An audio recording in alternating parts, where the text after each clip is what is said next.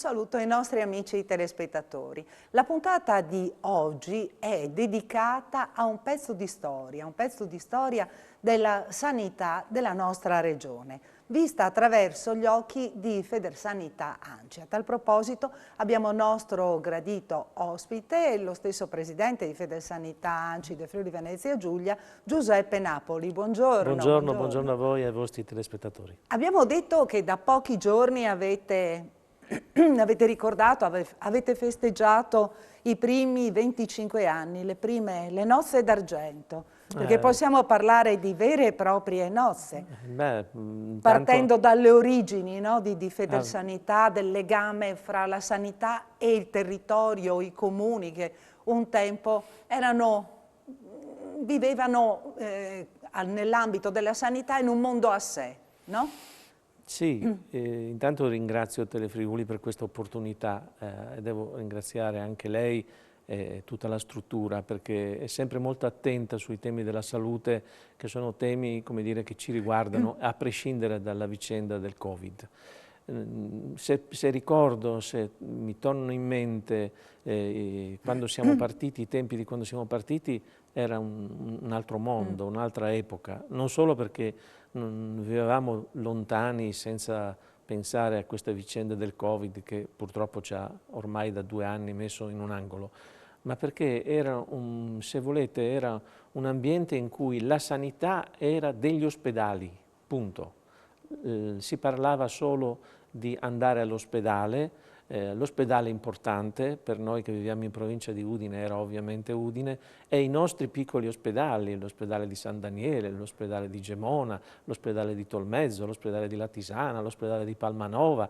Questi erano gli ospedali e gli ospedali erano l'espressione delle comunità locali. Cominciamo a dire questo. Gli ospedali non sono nati in quei territori per caso, sono nati perché le comunità avevano sentito il bisogno di dare una protezione alla salute dei propri cittadini e l'hanno fatto attraverso fondazioni, attraverso lasciti e anche attraverso il geniale impegno di alcuni professionisti della salute che c'erano quella volta come ci sono adesso e anche dell'intelligenza delle amministrazioni locali e anche dei territori che si sono messe vicino assieme per creare questa rete di protezione della salute. E poi quando c'era la cosa più importante si andava a Udine, questo era un po' il detto. Sì, facevano da filtro un po' sul territorio, erano punti di riferimento, ma in molte occasioni facevano da filtro praticamente gli aspetti più complicati, certo, venivano sempre nell'ospedale di riferimento, inviati all'ospedale di riferimento perché aveva magari maggiori strumentazioni, tecnologia.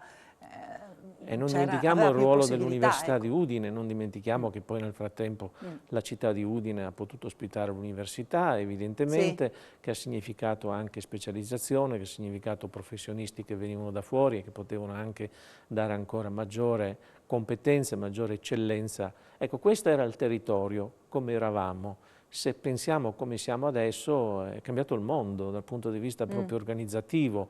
Nel frattempo ci sono state alcune riforme, alcuni tentativi di riforme sanitarie della Regione che ha più o meno cercato di raddrizzare un po' le cose, ma è evidente che queste iniziative, se vengono fatte, come dire, solo portate dall'alto verso il territorio, hanno poca possibilità di riuscire a concretizzarsi.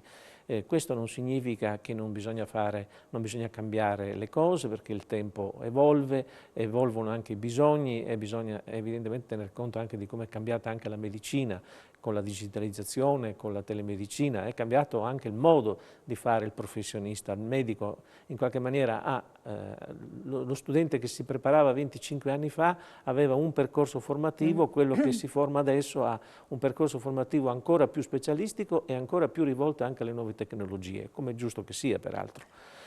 Quello che a noi premeva era, visto che noi siamo nati 25 anni fa su un'idea dei comuni, era che i comuni in qualche maniera erano proprio fuori, erano fuori dalla porta, di queste cose si occupavano quasi poco, o per non dire niente, e quindi l'idea era quella che... Si occupavano solamente di fare assistenza, no? Ma Perché sì, in quegli anni lì, cioè sì, aiutare le persone bisognose.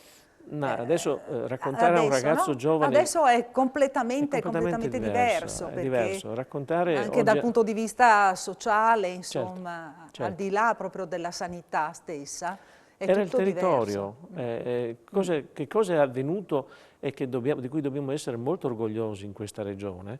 È venuto un radicale cambiamento del modo di fare il sociale nei nostri territori. Sono nati gli ambiti sociali, con fatica hanno abituato i comuni a mettersi assieme, a dialogare, a lavorare assieme. Non è stato facile e non dappertutto ha funzionato alla stessa Poi anche maniera. superati i campanilismi, perché in certi casi, in quegli anni là, era ancora alto lo spirito di campanile. Sì, Una i trentina d'anni campanili fa non ci sì. abbandoneranno mai, ancora oggi.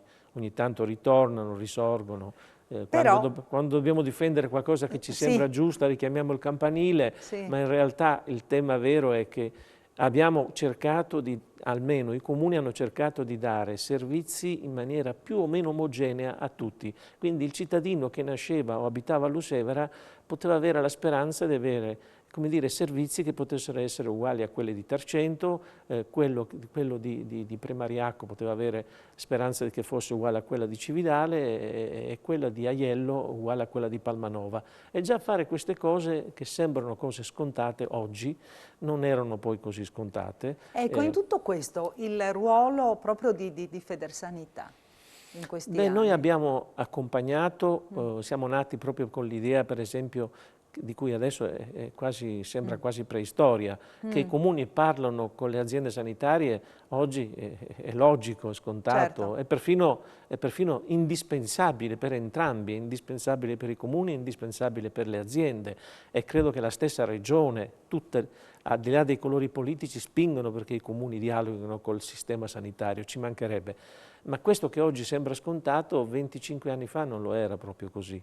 Diciamo c'era una diffidenza dovuta al fatto che lo Stato centrale, così spieghiamo ai nostri telespettatori che cosa è successo, lo Stato aveva deciso che alcune cose in Italia non funzionavano, i comitati di gestione del sistema della sanità, come dire, non avevano sempre risposto come dovevano, solo che una cosa è il Friuli, una cosa sono altre parti d'Italia. E quindi però siccome il sistema era nazionale, sono stati commissariati di fatto tutto il sistema sanitario, consegnato in mano alle regioni e le regioni sono diventati i veri dominus del sistema sanitario. Punto. I comuni non esistevano nella riforma.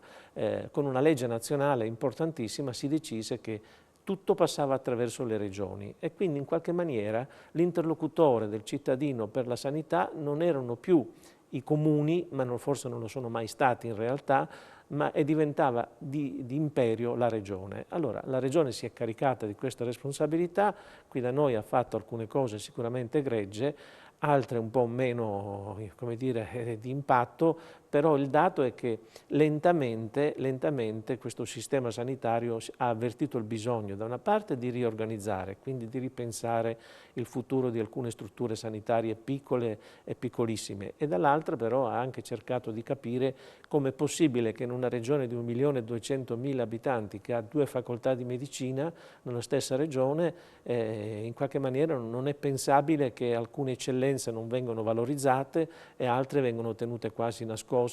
Evidentemente questo riguarda un po' l'idea di mettersi in rete, di mettersi in discussione, di trasmettere tra di loro informazioni, di valorizzare le eccellenze che ci sono, per fortuna ci sono sempre state, anche nei momenti più bui. Questa è una regione che se sento parlare male gli grido alle persone che mi dicono questo. Questa è una regione che ha sempre dato una buona risposta in termini sanitari, complessivamente, con alti e bassi, qualche eccezione negativa c'è sempre stata, però nel complesso è un sistema che ha funzionato e ha retto.